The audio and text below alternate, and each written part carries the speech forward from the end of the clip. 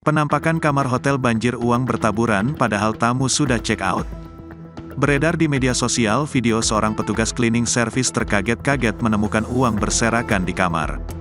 Video ini diunggah akun TikTok @zoy_syafani, Jumat, tanggal 28 April tahun 2023.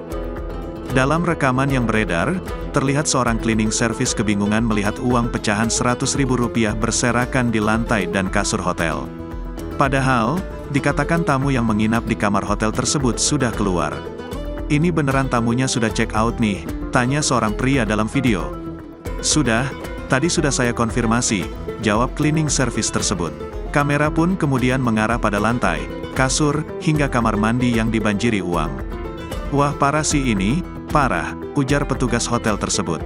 Video ini kemudian mendapat beragam komentar dari warganet.